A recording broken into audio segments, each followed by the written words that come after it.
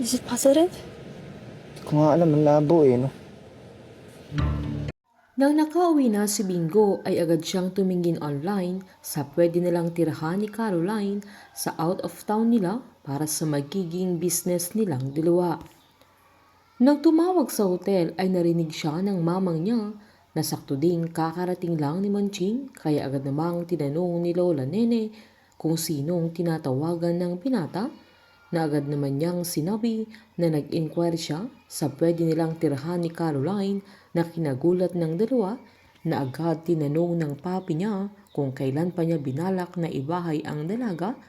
na agad namang sinabi ni Bingo na may business trip lang sila na baka ikayaman na niya dahil pupuntahan nila yung farm kung saan galing yung jam na nabili niya sa batang naglalako. Biniro pa ni Lola Nene na maghanap siya ng kwarto na may aircon para masarap ang yakapan nila sabay inasarpan niya ang apo niya. Habang balisang-balisa naman sila Cindy at Gina dahil sa muling paglantad ni Annie na pinaliwanag pa ni Gina na agad niyang tinignan sa guest list ang Annie Mariano pero walang nakalagay kaya agad niyang tinawagan ang event place at nalaman niyang si Annie mismo ang host ng party na mas kinagulat ni Cindy na sinabihan pa niya si Gina na bawiin niya ang mga sinasabi niya dahil hindi siya makapaniwala pero pinaliwanag ni Gina na seryoso siya at nakuha pa niya yung number at Annie Altiufani ang buong pangalan niya. Habang sinundan naman nila Caroline at Bingo si Liv na sinabihan pa ng dalaga si Bingo na i-cover niya ito habang sinisilip niya ang dalaga nang magkatitigan silang dalawa dahil sa lapit na ng mga mukha nila.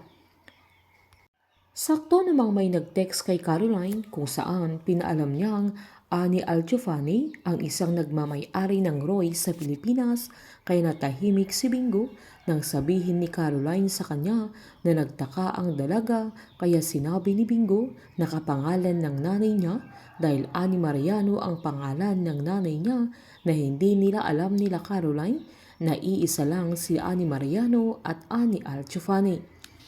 Habang nang lumabas naman si Liv ay agad-agad nila itong sinundan. Habang tinanong naman ni Gina si Cindy kung anong sasabihin nila kung tatawagan nila yung number na nakuha niya.